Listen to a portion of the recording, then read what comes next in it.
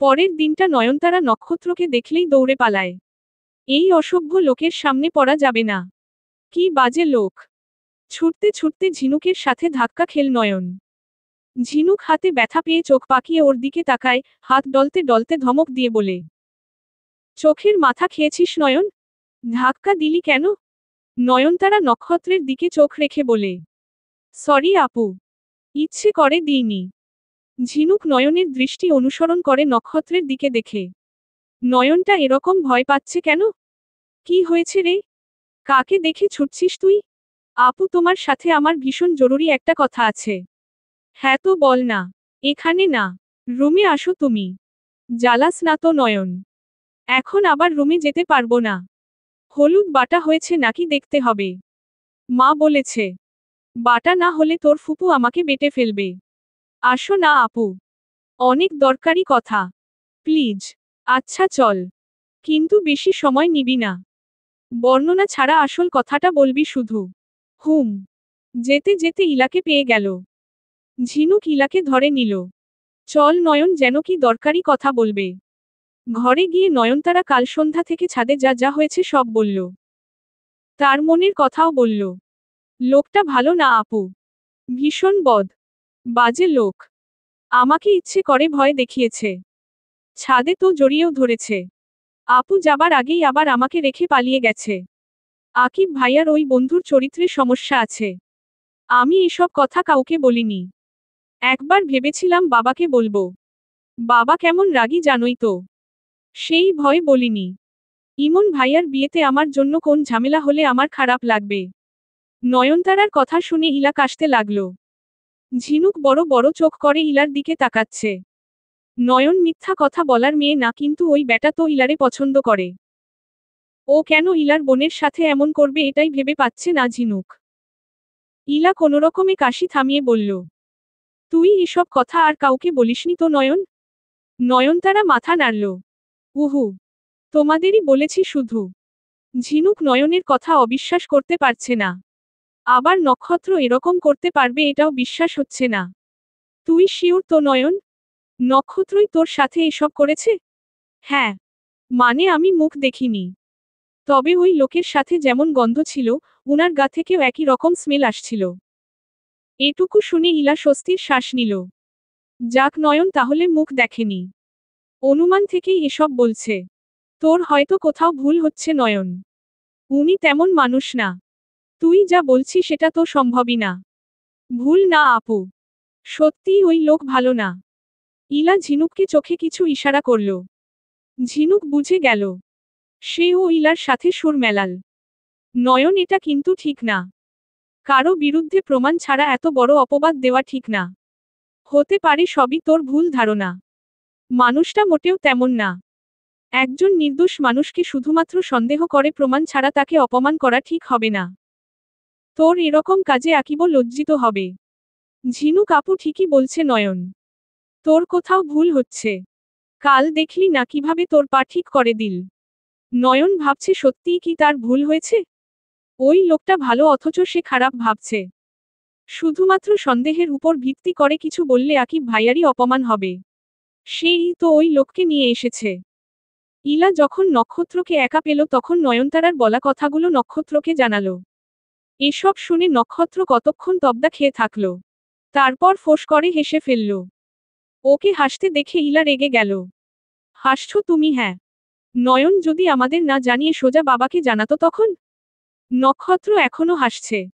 হাসতে হাসতেই বলছে, তোমার বোন সত্যিই ছেলেমানুষ। নইলে এরকম ভুলভাল ভেবে নিত না। নয়নের এরকম ভাবাটাই স্বাভাবিক। যে কেউ হলেও এরকমই ভাবত। একটা ছেলে অন্ধকারে তার মুখ চেপে ধরলে, পেছনে থেকে জড়িয়ে ধরলে যে কোনো মেয়েই ছেলেটাকে খারাপ ভাববে। ওর চরিত্র নিয়ে সন্দেহ করবে।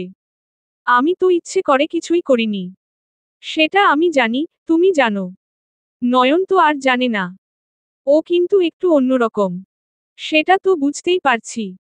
একটু না, অনেকটাই অন্যরকম। তুমি আর ওর সাথে মজা করো না প্লিজ। নয়নের থেকে দূরে থেকো তুমি।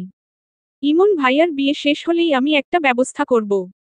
ঝিনুক আপুকে নয়তো ফুপুকে ধরলেই হবে। ততদিনে তুমি শুধু সবার চোখে আরেকটু ভালো হয়ে উঠো। নক্ষত্র দম ফেলে বলল, তাহলে হয়েছে। তোমার ইমন ভাইয়ার বিয়ে হচ্ছে না। ইলার ভ্রু কুঁচকে গেল। কেন? এরকম বলছো কেন? তুমিও তোমার বোনের মতো বোকা নাকি ইলা? চোখের সামনের সহজ জিনিসগুলো দেখতে পাও না। ওই মেয়ের সাথে ইমনের বিয়ে কখনো হবে না। কারণ ঝিনুক আর ইমনের মধ্যে কিছু চলছে। ইমন শেষমেশ ঝিনুককেই বিয়ে করবে। পাগল। না। তুমি জানতে না ওদের জনের সম্পর্ক আছে? আন্দাজ করেছিলাম। তবে শিওর ছিলাম না। আর ওদের জনের সম্পর্ক থাকলে ইমন ভাইয়া এই বিয়েতে রাজি হয়েছে কেন? আর ঝিনুক আপুই কিছু বলছে না কেন? বয়ফ্রেন্ডের বিয়েতে কেউ এত আনন্দ করতে পারে? তুমি আমার চোখের সামনে অন্য মেয়েকে বিয়ে করবে এটা ভাবতেই তো আমি মরে যাব। ঝিনুক আপু একটু কষ্টও পাচ্ছে না। উল্টো আমাদের নিয়ে নাচানাচি করছে। ঘাপলা তো এখানেই। সব বুঝলেও এই ব্যাপারটাই তো বুঝতে পারছি না। কিছুতেই মাথায় ঢুকছে না ঝিনুক ইমনকে জ্বালাচ্ছে কেন। সেদিন ইমনের সামনে আমার হাত ধরে এরকম ভাবে হেসে কথা বলেছে যে কেউ দেখলে মনে করবে আমাদের মাঝে কিছু তৈরি হচ্ছে। অথচ ঝিনুক কিন্তু ভালো করেই জানে আমি তোমার জন্য এ বাড়িতে এসেছি। জানি না আমি কিছু বুঝতে পারছি না। নিজের চিন্তা করে কুল পাই না। ওদের কথা কখন ভাবব। তুমি কিন্তু নয়নের থেকে দূরে থেকো। ভুলেও ওর কাছে যাবে না। কোন কথাও বলবে না। কেন? ওর সাথে কথা বললে তুমি জেলাস ফিল করো নাকি? বাজে বকো না। ও আমার বোন। ওকে নিয়ে আমি জলব। অসম্ভব। নয়ন তেমন মেয়েই না। আর আমি তোমাকেও খুব ভালো করেই চিনি। আমাকে রেখে তুমি অন্য কোন মেয়ের দিকে তাকাতেই পারবে না। আজ ইমনের গায়ে হলুদ। আজকের হলুদের স্টেজ ছাদে করা হয়েছে। নয়নতারা মনে মনে ঠিক করে নিয়েছে সন্ধ্যার পর মরে গেলেও সে ছাদে আসবে না। ঝিনুক নয়নকে নিয়ে ছাদে এসে ঘুরে টুরে স্টেজ সাজানো দেখে গেল। সব ঠিকই আছে রে নয়ন। আমাদের আর এখানে কোন কাজ নেই। চল নিচে যাই। তোর ইমন ভাইয়া রেডি হলো নাকি দেখে আসি। ওকে তো আজ হলুদে গোসল করাবো। ভাইয়া রাগ করবে। আগে থেকেই বলে রেখেছে ওসব হলুদ টলুদ যেন কেউ ওর গায়ে না লাগায়। সে কি? বিয়ে করবে আর হলুদ মাখবে না? হলুদ মাখানো ছাড়া বিয়ের মজা কি? সে তো হলুদ মাখবে সাথে তার বাপ। না, সরি। মামার তো বিয়ে হয়ে গেছে। ও বেচারাকে আর হলুদ মাখিয়ে লাভ কি? নয়নতারা হেসে ফেলল। ঝিনুক আপু এত মজার মজার কথা কিভাবে বলে? নিচে এসে ঝিনুক তার কাজে চলে গেল। নয়নতারা একা দাঁড়িয়ে ছিল। নক্ষত্রকে আসতে দেখেই দৌড় দেওয়ার জন্য পা বাড়তে নিলে নক্ষত্র ডেকে উঠল। তারা। এই তারা শোনো। দৌড়াতে গিয়েও দাঁড়াতে হলো। নয়নতারা মনে মনে ভাবছে। এই লোক আমাকে দাঁড়াতে বলছে কেন? আমার সাথে ওর কি কাজ? নক্ষত্র নয়নতারার কাছে এলো। মুখে হাসি নিয়ে বলল, কোথায় যাচ্ছিলে? হে। না কোথাও না। আচ্ছা। আমাকে এক গ্লাস পানি এনে দাও তো। পানি? লোকটা যতই খারাপ হোক, তার কাছে পানি চেয়েছে সে তো আর না করতে পারে না। আনছি। ফ্রিজ থেকে ঠান্ডা পানি এনো। যা গরম। হুম। নয়নতারা চলে গেলে নক্ষত্র হেসে ফেলল। পানির তৃষ্ণা না পেলেও নয়নতারার সাথে কথা বলার জন্য এমনি বলল, তারা নাকি তাকে ক্যারেক্টারলেস ভাবছে। ভাবুক। আরেকটু মজা নেওয়া যাক। ফিউচার শ্যালিকাকে জ্বালানোর অধিকার তার খুব আছে। নয়নতারা পানি দিয়ে এসে নক্ষত্রর সামনে ধরল। নক্ষত্র তার হাত থেকে গ্লাস নেওয়ার সময় ইচ্ছে করেই হাতে হাত ছোঁয়াল। নয়নতারা ঝট করে হাত সরিয়ে নিয়ে নক্ষত্রর দিকে তীক্ষ্ণ চোখে তাকালো। নক্ষত্র না বোঝার ভান করে হাসল। নয়নতারা কিছু বলল না দেখে নক্ষত্র সাহস পেল, আরেকটু দুষ্টুমি করবে। নয়নতারা চলে যাচ্ছিল। নক্ষত্র আবার ডাকল, আরে দাঁড়াও। পানিটা খেয়ে নিই। গ্লাসটা তো নিয়ে যাও। দাঁড়িয়ে থেকে বিরক্ত হচ্ছে নয়নতারা। এক গ্লাস পানি খেতে এত সময় লাগে কারো? এটা গরম চা নাকি যে ফু দিয়ে দিয়ে ঠান্ডা করে খাবে? এরকম এক ঢোক করে না খেয়ে পুরোটা একেবারে খেয়ে নিলেই তো পারে। আর চোখে নক্ষত্র নয়নতারাকে দেখছে। বয়ফ্রেন্ড আছে? নয়নতারা বুঝল না কথাটা তাকে বলা হয়েছে কিনা। কপাল কুঁচকে চেয়ে রইল সে। বয়ফ্রেন্ড নেই? প্রেম করো না? নয়নতারা চোখ মুখ কঠিন হয়ে গেল। ফাজিল লোক এসব কেমন কথা জিজ্ঞেস করছে। অসভ্য বেয়াদব মানুষ। তুমি যেন এবার কোন ক্লাসে পড়ো? এইচএসসি দিয়েছ শুনলাম। কলেজ শেষ করে ফেললে অথচ বয়ফ্রেন্ড বানালে না। এটা কেমন কথা? হ্যাঁ, এখনই তো তোমার প্রেম করার বয়স। আপনি কি জানেন, আপনি একটা ভীষণ বাজে লোক? কথাটা বলে নয়নতারা রেগেমেগে নক্ষত্রের সামনে থেকে চলে গেল। নক্ষত্র শব্দ করে হেসে ফেলল। সিরিয়াস টাইপের মেয়ে, বোনের থেকে একদম আলাদা। ইলাকে কেউ এমন কথা জিজ্ঞেস করলে ইলা ওর ক্লাস নিয়ে ছাড়ত। হেসে হেসে নিমপাতার রসে ডুবিয়ে কতগুলো কথা বলে আসত। তারা ওরকম কিছুই করেনি, শুধু ভদ্র ভাষায় একটা কথাই বলে গেল।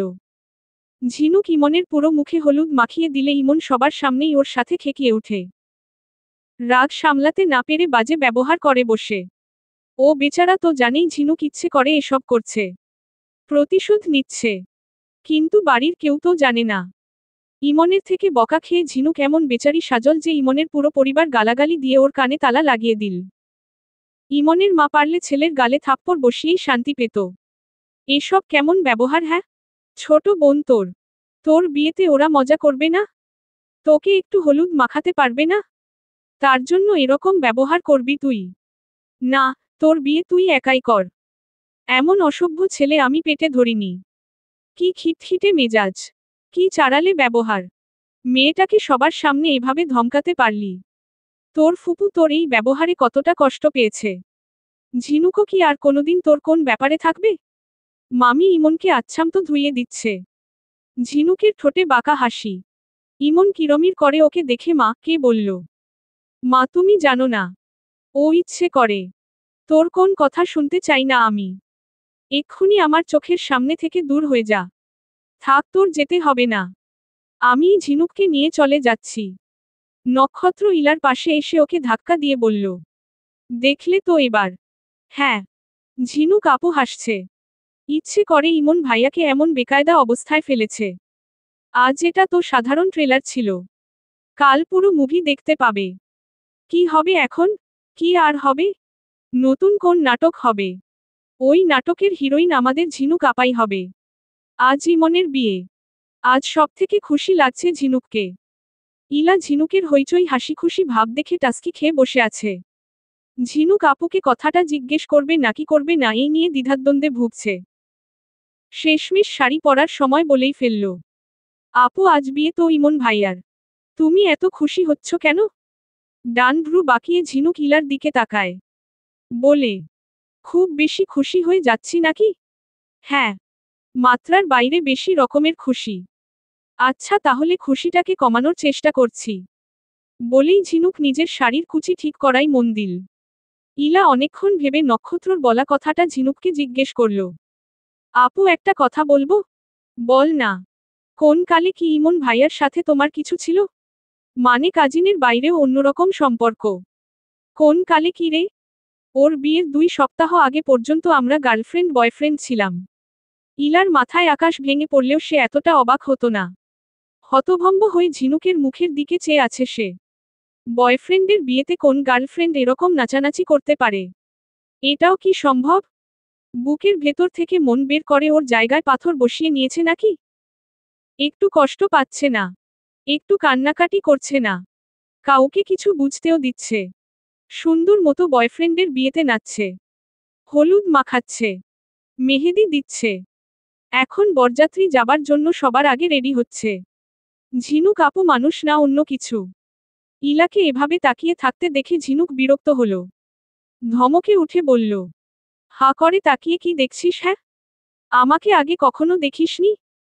তোমার বয়ফ্রেন্ড তোমার চোখের সামনে অন্য একটা মেয়েকে বিয়ে করছে আর তুমি এখনো বেঁচে আছো। আমি হলে তো মরেই যেতাম। আহ, অত ন্যাকা ন্যাকা কথা বলিস না তো। যে আমাকে ছেড়ে অন্য কারো কাছে যেতে পারে তার জন্য আমাকে মরতে হবে নাকি? জীবন কি এতই সস্তা? কেউ একজন ছ্যাঁকা দিল, সেই দুঃখে আমি হাত কাটি, গলায় দড়ি দেই, গাড়ি নিচে পড়ি।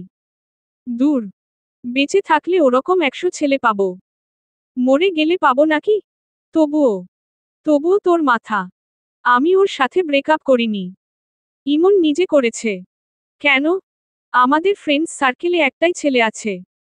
মেয়েগুলা যেমন আমার বন্ধু, তেমন ওই ছেলেটাও তো নাকি? ফ্রেন্ডদের মাঝে ছেলেমেয়ে বাছবিচার হয় নাকি বল? ও আমাকে বারণ করেছিল ওই ছেলের সাথে যেন ফ্রেন্ডশিপ না রাখি। এত সহজ নাকি? মুখে বললেই ফ্রেন্ডশিপ শেষ করে দেওয়া যায়। ইমন আমার জীবনে বয়ফ্রেন্ড হয়ে আসার আগে থেকে ওরা আমার ফ্রেন্ড। 6-7 মাসের বয়ফ্রেন্ডের জন্য আমি আমার কলেজ লাইফের ফ্রেন্ডদের ছেড়ে দেব? ওরা আমার সুখে দুঃখে পাশে থেকেছে। আমার মন খারাপের সময় ওরা আমার মন ভালো করার মেডিসিন হয়েছে। আমাকে কখনো ওরা দুঃখী দেখতে পারে না। ওরকম ফ্রেন্ডদের বয়ফ্রেন্ডের কথায় আমি ছেড়ে দেব? অসম্ভব। আমার যেমন ছেলে ফ্রেন্ড আছে তেমনি ওরও তো মেয়ে ফ্রেন্ড আছে। কই আমি তো ওর মতো এতটা জেলাস হই না। ওকে কোনোদিন সন্দেহও করিনি। আমি যদি বলতাম তোমার মেয়ে ফ্রেন্ডদের সাথে তুমি কথা বলবে না, তাহলে কি সে আমার কথা শুনতো? আর সবথেকে বড় কথা, আমরা ছোটবেলা থেকে জনকে চিনি। ও আমার সম্পর্কে এতটাও জানে না। আমি ওকে রেখে অন্য কারো সাথে চলে যেতে পারবো এই কথা ও ভাবে কিভাবে? তাই আমি আমার মনের কথা সাফ সাফ জানিয়ে দিয়েছি। সেই নিয়ে রাগ করেই তোর ভাই ব্রেকআপ করে দিয়ে বাবা মা কে বিয়ের কথা বলে 2 সপ্তাহের মধ্যে বিয়ে করছে। ভেবেছে আমি বাধা দেব, কষ্ট পাবো, কান্নাকাটি করে বিয়ে ভেঙে দেব, নিজের ভুল স্বীকার করে ওর কাছে ক্ষমা চাইব। হুহ, সেগুড়ে বালি। ওর কাছে ক্ষমা চাইতে আমার বয়েই গেছে। আমি অত সহজ মেয়ে না। ওকে নাকানিচুবানি খাইয়ে তবেই শান্তি পাবো। একদমই কথাগুলো বলে থামল ঝিনুক। হাঁপাতে শুরু করেছে সে। ইলা হাঁসের ডিমের মতো বড় বড় চোখে তাকিয়ে কথাগুলো শুনেছে। সত্যিই তো, ঝিনুক আপুর তো কোন দোষী নেই। যে বন্ধুগুলা বয়ফ্রেন্ড পেয়ে আগের পুরনো ফ্রেন্ডশিপ ভুলে যায় ওরাই তো বেইমান। নক্ষত্র তাকে কখনো এরকম বলেনি। বললে সেও সহজে ছাড়বে না। তুমি এখন কি করবে আপু? আজ তো ইমন ভাইয়ার বিয়ে হয়ে যাবে। যাক, আমার অত ঠেকা কিসের? আমিও ওর থেকেও হ্যান্ডসাম, ওর থেকেও মালদার পার্টি ধরে নিয়ে বিয়ে করে ফেলব। Life set. ইমন তার বউকে নিয়ে সুখী থাকুক। ঝিনুক তার হাজবেন্ডকে। কালসাপ এক্সট্রার কথা বছরেও মনে করব না। ওর মতো বদমেজাজির থেকে রেহাই পেয়ে আমি আরও বেঁচে গেলাম। সারা জীবন ওর নাখরা দেখার চেয়ে ব্রেকআপ করাই 1000 গুণ ভালো। ইলা ঝিনুকের কথা ভেবে অন্যমনস্ক হয়ে হাঁটছিল। নক্ষত্রর সাথে ধাক্কা খেয়ে পড়ে যেতে নেয় সে। নক্ষত্র ইলাকে ধরে ফেলে। কি হয়েছে তোমার? ধ্যান কোথায় হ্যাঁ? নক্ষত্র ইলাকে সোজা করে দাঁড় করিয়ে দিলে ইলা এবার নক্ষত্রর দিকে তাকায়। কালো শেরওয়ানিতে নক্ষত্রকে সত্যিই রাতের আকাশের জমকালো নক্ষত্রের মতোই লাগছে। ফর্সা গালে খোঁচা খোঁচা দাড়ি। চুলগুলো ঠিক করেনি নাকি? কয়েকটা চুল সামনে এসে আছে। ইলা খুঁটিয়ে খুঁটিয়ে নক্ষত্রকে দেখছে। নক্ষত্র ওকে এভাবে চেয়ে থাকতে দেখে হাতে তুড়ি বাজাল। হ্যালো মিস, কোথায় হারিয়ে গেলেন? শ্বাস ফেলে ইলা বলে, তোমাকে দেখছিলাম। আর ভাবছিলাম আমার সামনে তুমি অন্য মেয়েকে বিয়ে করছো তা দেখে আমার রিঅ্যাকশন কেমন হবে। অত ভেব না। তুমি ঝিনুক নও। আর আমিও ইমন নই। আমি জানি আমার ইলা জানো আমাকে ছাড়া অন্য কাউরে ভাবতেও পারে না। আমার বিয়ে দেখার আগেই তুমি উপরের টিকিট কেটে নিবে। আর যদিও ঝিনুকের মতো নেচে গিয়ে ফুর্তি করতে পারতে তাহলে হয়তো আমি কিছু করে বসতাম। ইমনের মতো অত ধৈর্য আমার নেই। বুঝলে বাবু? নক্ষত্র ইলার দিকে এগোতে নিলে ইলা 2 হাত ওর বুকে ঠেকিয়ে বাধা দেয়। খুব ভালোবাসা দেখাচ্ছ আজ। দেখব এই ভালোবাসা কয়দিন থাকে। সারা জীবন থাকবে। মৃত্যুর আগ পর্যন্ত। যতক্ষণ না শেষ নিঃশ্বাস ত্যাগ করছি ততক্ষণ আমি শুধু তোমাকেই ভালোবেসে যাব। সবাই শাড়ি পরেছে বলে নয়নতারাকেও শাড়ি পরতে হলো। শাড়ি সে একদম সামলাতে পারে না। ঘর থেকে বেরিয়েই কয়েকবার হুচট খেয়েছে। সিঁড়ি দিয়ে নামতে গিয়ে 2 বার পড়ে যেতে নিচ্ছিল। কোনোরকমে নিজেকে বাঁচিয়েছে। এখন তো হাঁটতে গেলে শাড়ি পায়ের সাথে পেঁচিয়ে যাচ্ছে। এভাবে বিয়ে বাড়িতে গিয়ে কিভাবে হাঁটবে সে? সবার সামনে পড়ে গেলে তো ইজ্জতের ছিটেফোঁটাও থাকবে না। এমনিতেই ভালো জায়গায় উস্টা খেয়ে পড়ে যাওয়াটাও তার ট্যালেন্ট। সবাই তো বলে সে নাকি এখনো হাঁটাই শিখেনি। সামনে নক্ষত্রকে দেখে তাড়াহুড়ো করে অন্যদিকে যেতে নিচ্ছিল নয়নতারা। তখনই অঘটনটা ঘটে। শাড়ি পায়ের নিচে চলে গিয়ে হুড়মুড়িয়ে পড়ে যায় সে। নক্ষত্র তাকে ডাকতে নিচ্ছিল, ওকে পড়ে যেতে দেখে শব্দ করে হাসতে লাগলো। এতে নয়নতারা আরও লজ্জা পাচ্ছে। নক্ষত্র ছাড়া এখানে অন্য কেউ ছিল না। কিন্তু সবথেকে বড় লজ্জা তো এই লোকের সামনেই পেল। তারা পড়ে গেলে নাকি হ্যাঁ? নক্ষত্র নয়নতারার দিকে এগিয়ে আসতে আসতে বলে। ওর পাশে এসে দাঁড়ায় ওকে তীক্ষ্ণ চোখে দেখে। এক হাঁটুতে ভর দিয়ে নয়নের সামনে বসে। তুমি আমাকে দেখলে সব সময় ওরকম ছুটে পালাও কেন? হ্যাঁ, আমি বাঘ, তোমাকে খেয়ে ফেলবো? দেখলে তো সব সময় ছোটার পরিণাম ভালো হয় না। পড়ে গেলে তো আবার পা ভেঙেছে। লজ্জায় নয়নতারার মাটির সাথে মিশে যেতে ইচ্ছে করছে। পুরো বাড়ি জুড়ে এত এত মানুষ থাকতেও এর সামনেই বারবার অপ্রস্তুত অবস্থায় পড়তে হয়। নয়ন উঠতে নিচ্ছিল, তাতে আরও বিপদ হলো। শাড়ির কুচি খুলে গেছে। নয়নের যদি অদৃশ্য হওয়ার ক্ষমতা থাকতো তাহলে এই মুহূর্ত থেকে সে অদৃশ্য হতো, যতদিন না এই লোক বাড়ি থেকে না যেত ততদিন সামনে আসতো না। যেহেতু তার এই ক্ষমতা নেই তাই শক্ত করে চোখ বন্ধ করে নিল। নক্ষত্র নয়নতারার মুখের দিকে তাকিয়ে হাসছে। মনে মনে ভাবছে, তুমি কেমন লজ্জা পাও? তোমাকে আরো লজ্জায় ফেলতে আমার ভালো লাগে। কি হলো, উঠতে পারছো না? চলো আমি তোমাকে সাহায্য করি। আসো আমার হাত ধরে উঠো। দেখি তো আবার পা ভেঙেছে কিনা। আমি কিন্তু ডাক্তার, বুঝলে? নয়নতারা চোখ বুজে প্রায় বিড়বিড় করে বলল। আপনি এখান থেকে যান। হ্যাঁ, যাব কেন? আমার সামনে একজন পড়ে গিয়ে ব্যথা পেল, পাও ভেঙে যেতে পারে। আমি ওরকম অবস্থায় ওকে সাহায্য করব না? ফেলে রেখে চলে যাব? আপনি যান প্লিজ। আমার কোন সাহায্য লাগবে না। বললেই হলো লাগবে না। আমি চোখের সামনে দেখতে পাচ্ছি তোমার সাহায্য লাগবে। নয়নতারার কান্না পাচ্ছে। লোকটা এরকম নাছোড়বান্দা কেন? ও এখন উঠে দাঁড়াতে গেলে ইজ্জতের ফালুদা হয়ে যাবে। শাড়ির কুচি খুলে আছে। লোকটাকে তো এই কথা বলাও যাবে না। নয়নতারার কাদো কাদো মুখ দেখে নক্ষত্রর মায়া হলো। তবুও ওকে জ্বালানোর লোভ সামলাতে পারল না। বসে আছো যে, উঠো। চলো আমি তোমাকে রুমে দিয়ে আসি। তুমি একা উঠতে পারবে? নাকি আমি কোলে করে দিয়ে আসব? নয়নতারা কেঁদেই ফেলল। নক্ষত্র ভাবেনি এত সহজে নয়নতারা কেঁদে ফেলবে। মজা একটু বেশিই হয়ে যাচ্ছে। তারা, আরে এই মেয়ে কাঁদো কেন? আমি তোমাকে কোলে করে রুমে নিয়ে যাব না, তুমি একাই যাও। সাহায্য করব না তোমাকে। তবুও কান্না করে না প্লিজ। কেউ দেখলে কি ভাববে? ভাববে আমি তোমার সাথে অসভ্যতা করেছি। কাঁদে না প্লিজ। এই দেখো আমি চলে যাচ্ছি। বলতে বলতে সত্যিই নক্ষত্র নয়নতারার সামনে থেকে চলে গেল। নয়নতারা এদিক ওদিক তাকিয়ে চোখ মুছল। তারপর সাবধানে শাড়ি হাতে ধরে উঠে দাঁড়ালো। বরযাত্রী রওনা হবার একটু আগে ও বাড়ি থেকে ফোন এলো। মুহূর্তে বিয়ে বাড়ির সব আনন্দ উল্লাস মিয়ে গেল। বাড়ির বড়রা থতমত মুখে সবাই এক ঘরে বসে কিছু আলাপ আলোচনা করছে। ছোট কাউকে সেই ঘরে যেতে দিচ্ছে না। বাড়িশুদ্ধ সব লোক রেডি হয়ে গরমের মাঝে আর কতক্ষণ অপেক্ষা করবে? কনের বাড়িতে কেন রওনা হচ্ছে না এটাই ভেবে পাচ্ছে না কেউ। ঝিনুক চিল মুডে এঘর ওঘর ঘোরাঘুরি করছে। নক্ষত্র ইলাকে একসাথে দেখে হেসে বলল, গরমে কষ্ট হচ্ছে? এক গ্লাস ঠান্ডা লেবুর শরবত এনে দিই? ঝিনুক চলে গেলে নক্ষত্র ওর দিকে চেয়ে রইল। ইলা দম ফেলে বলল, অধিক শোকে পাগল হয়ে গেছে।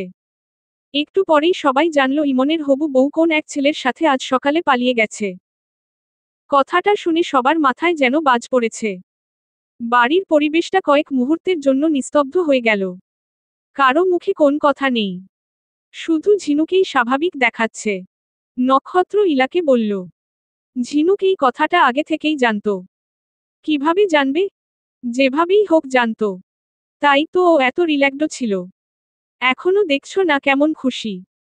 এমনটা হবে আগে থেকে জানতো বলেই ও নিজে থেকে ইমনের বিয়ে ভাঙানোর জন্য কিছু করেনি। বরং নেচে গেয়ে খুশি থেকে ইমনকে জ্বালিয়েছে। ইমন বেচারা হয়তো এখনো জানে না ওর হবু বউ তার বয়ফ্রেন্ডের সাথে ভেগেছ। বাড়ির বড়রা ভেবে পাচ্ছে না এখন কি করা উচিত। কি বা করার আছে তাদের? মেয়ের বাড়িতে গিয়ে 10 জন লোকের সামনে ওর বাবা মা কে টা কথা শোনানো ছাড়া আর তো করার কিছু নেই, কিন্তু সমাজের সামনে মেয়ের বাবা মা কে ছোট করলে কি সব ঠিক হয়ে যাবে? এমনিতেই তো মানুষগুলো কষ্টের মধ্যে আছে। নিজের মেয়ে তাদের সম্মানের কথা না ভেবে বিয়ের দিন পালিয়ে গেল। ওই লোকগুলোকে আরো কোন শাস্তি দেওয়ার কোন মানেই হয় না। ইমনের বাবা এবাড়ির সবার বড়। তারপর ইলার বাবা। তৃতীয় নাম্বার আকিবের বাবা। সবচেয়ে ছোট ঝিনুকের মা। ওদের একমাত্র বোন। 4 ভাইবোন মাথায় হাত দিয়ে বসে আছে। গম্ভীর মুখে নয়নতারার বাবা বললেন, এখন কি করব ভাইজান? মেয়ে পালিয়ে গেছে। এখন তো বরযাত্রী নিয়ে রওনা হবার কোন মানে নেই। কত মানুষকে দাওয়াত করা হয়েছে। কাল সবাই আমাদের ছেলের বউ দেখতে আসবে। সমাজের সামনে আমাদের নাক কাটা গেল। মেয়েটা এভাবে কারো কথা না ভেবে কিভাবে পালাতে পারল? অন্তত ওর বাবা মা কথা তো ভাবা উচিত ছিল। আহ ভাইজান, তুমি আছো বাবা মা সম্মান নিয়ে। মেয়ের যদি বাবা মা সম্মান এতই প্রিয় থাকতো তাহলে বিয়ের দিন পালাত না। আমাদের বাড়ির কোন মেয়ে তো মরে গেলেও এরকম করবে না।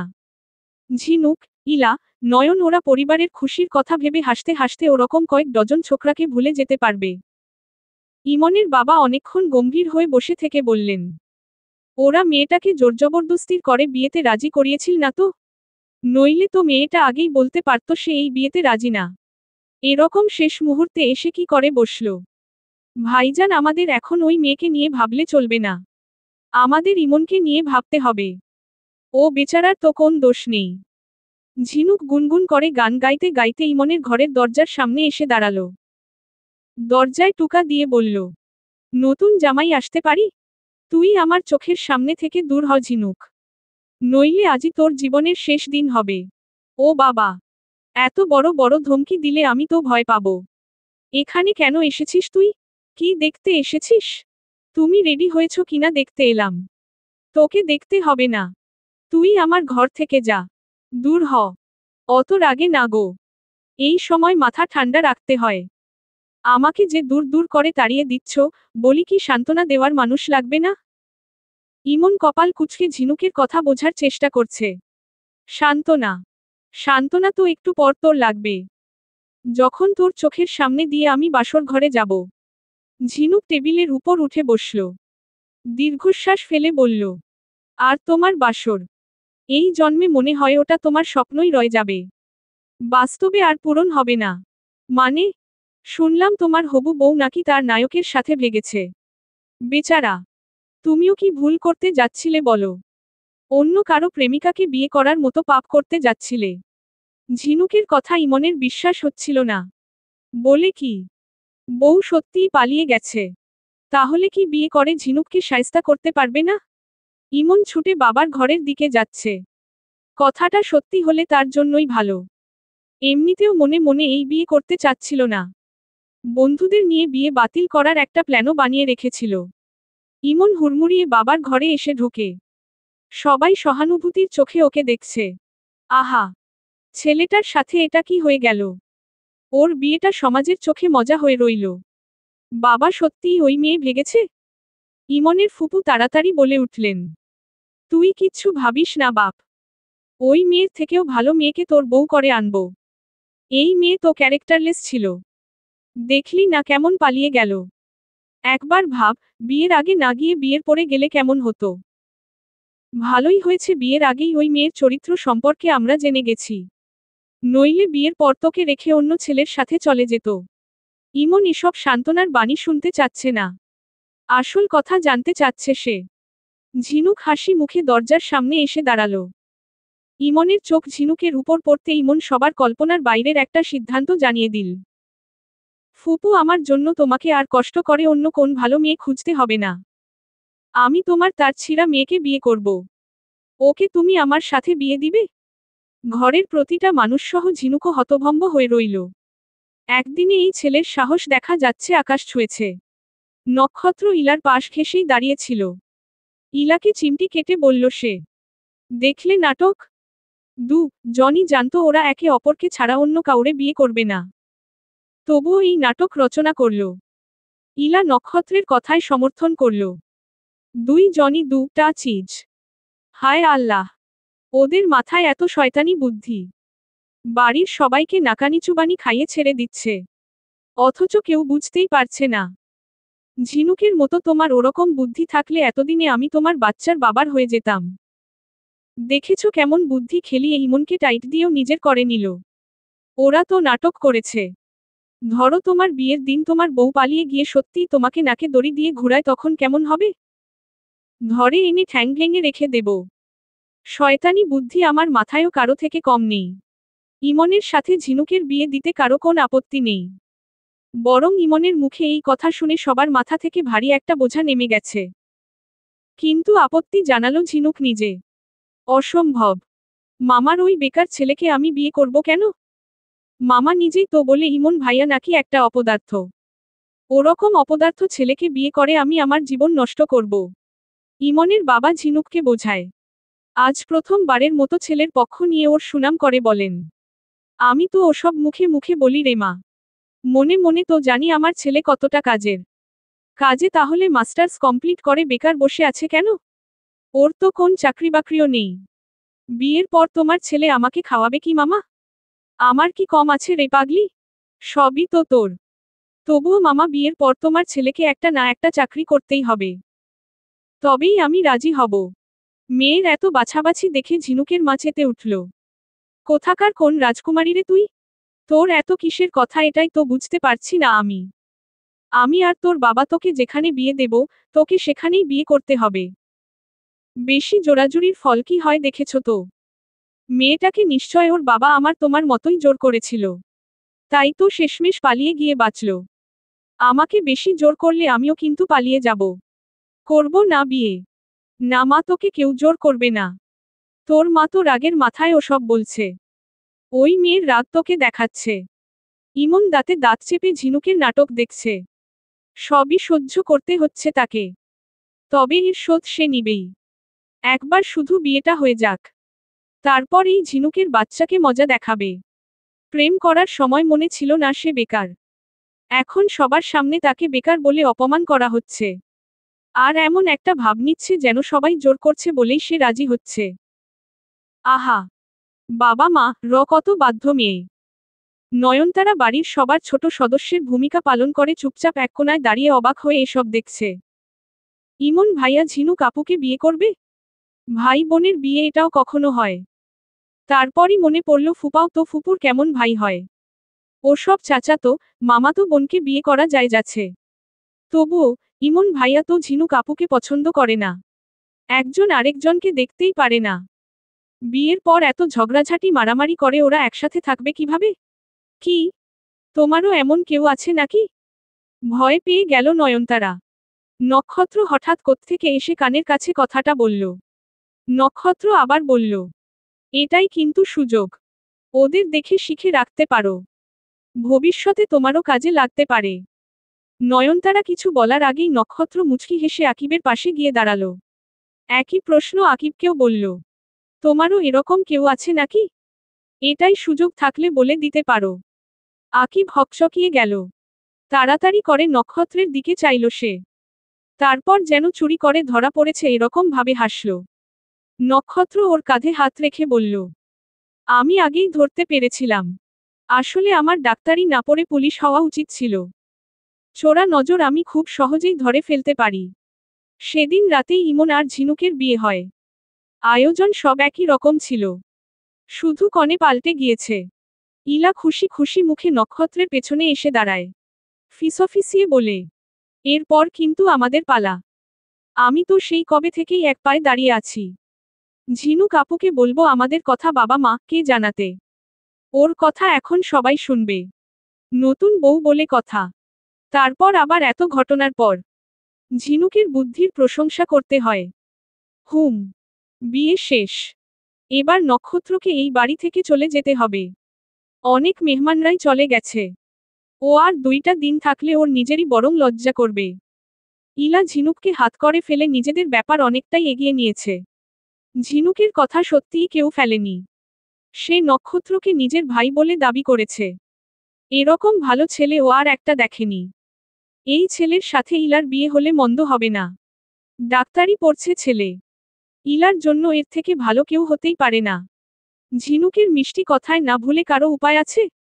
তার উপর ওরাও কয়েকটা দিন নক্ষত্রকে নিজের চোখের সামনে দেখেছে। সত্যিই এই ছেলের মধ্যে কোন খুঁত নেই। কিন্তু ওর পরিবার সম্পর্কে তো ওরা কেউ কিছুই জানে না। নক্ষত্র ইলার থেকে এই বাড়ির সব খবর জেনে নিজের বাবা মা কে বলে। বাবার সময় নেই। এই সপ্তাহে উনি 1 সেকেন্ডও সময় দিতে পারবেন না। মা শুনেই নাক সিটকে বলেছে, ওদের স্ট্যাটাস কি? মেয়ের বাবা কি করে? আমাদের সাথে মানিয়ে চলতে পারবে? জবাবে নক্ষত্র একটা কথাই বলে, বিয়ের পর ইলাকে নিয়ে আমি থাকবো মম। নিজের একমাত্র ছেলের জন্যই তোমাদের সময় নেই। তোমরা নিশ্চয় ছেলের বউকে নিয়ে বসে থাকবে না।